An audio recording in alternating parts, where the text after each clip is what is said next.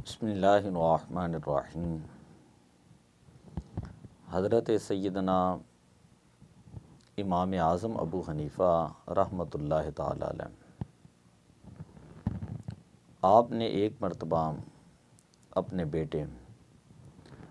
حضرت امام حماد رحمۃ اللہ تعالی علیہ سے فرمایا کہ بیٹا، میں تمہیں 5 احادیث بتاتا ہوں، یہ 5 احادیث ان 5 لاکھ احادیث کا نچوڑ ہیں جو مجھے زبانی یاد ہیں۔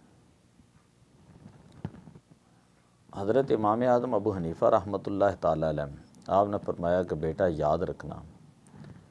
انما الاعمال بالنیات، کہ اعمال کا دار و مدار وہ نیتوں کے اوپر ہوتا ہے۔ اعمال کے ثواب کا دار و مدار نیتوں کے اوپر ہوتا ہے، یہ پہلی حدیث ہے۔ دوسری حدیث پاک، من حسن اسلام المرء ترک ما لا یعنی،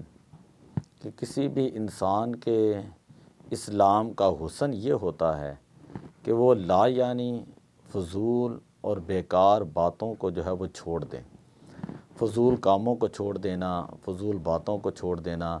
جن کا کوئی مقصد ہی نہیں، نہ کوئی دنیا کے اندر کام ہے، نہ کوئی ان کا آخرت کے اندر کوئی مقصد ہے، تو ان باتوں کو چھوڑ دینا یہ کسی بھی شخص کے اسلام کا جو ہے یہ حسن ہے۔ تیسری بات ارشاد فرمائی حضور علیہ الصلاۃ والسلام نے فرمایا، لا یؤمن احدکم حتی یحب لاخیہ ما یحب لنفسہ، کہ کوئی شخص اس وقت تک کامل مسلمان نہیں ہو سکتا جب تک کہ اپنے مسلمان بھائی کے لیے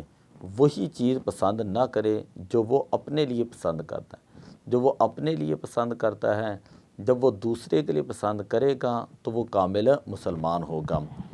اور اس کے بعد چوتھی حدیث پاک یہ ہے، ان الحلال بین وان الحرام بین، کچھ چیزیں حلال ہیں جن کا حلال ہونا بالکل واضح ہے، کچھ چیزیں حرام ہیں جن کا حرام ہونا بالکل واضح ہے، اور بینہما امور مشتبہات، اور کچھ باتیں ایسی ہیں جو حلال اور حرام کے درمیان مشتبہ ہیں، فرمایا کہ ان سے بچنا جو ہے یہ بھی جو ہے وہ ضروری ہے۔ اور اس کے بعد 5ویں حدیث پاک حضور علیہ الصلاۃ والسلام نے ارشاد فرمایا، المسلم من سلم المسلمون من لسانہ و یدہ، کامل مسلمان وہ ہوتا ہے جس کی زبان سے اور جس کے ہاتھ سے اس کا مسلمان بھائی جو ہے وہ محفوظ رہے۔ زبان اور ہاتھ کا کیوں ذکر کیا؟ اس لیے کہ جتنی بھی عام طور پر لڑائیاں ہوتی ہیں وہ زبان سے شروع ہوتی ہیں اور ہاتھ پہ جا کر جو ہے وہ ختم ہوتی ہیں۔ یہ وہ احادیث ہیں جن کو جوامع الکلم بھی کہا جاتا ہے، کہ جوامع الکلم سرکار صلی اللہ علیہ وسلم کے ان کلمات کو، ان احادیث کو کہا جاتا ہے جن کے الفاظ تو تھوڑے ہوتے ہیں لیکن ان کے معنی اور مطالب اور مفاہیم جو ہیں یہ بہت زیادہ ہوتے ہیں۔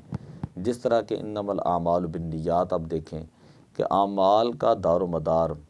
اعمال کے اوپر جو ثواب ملتا ہے اس ثواب کا دار و مدار انسان کی نیت کے اوپر ہوتا ہے۔ اگر اچھی نیت ہے تو اس کو ثواب ملے گا، اگر نیت بری ہے، بظاہر وہ کوئی نیک عمل کر رہا ہے تو اس کا ثواب اس کو نہیں ملے گا۔ دعا ہے کہ اللہ تعالی ہمیں بھی حضور علیہ الصلاۃ والسلام کی احادیث پاک پر عمل کرنے کی توفیق عطا فرمائے۔ الصلاۃ والسلام علیک یا رسول اللہ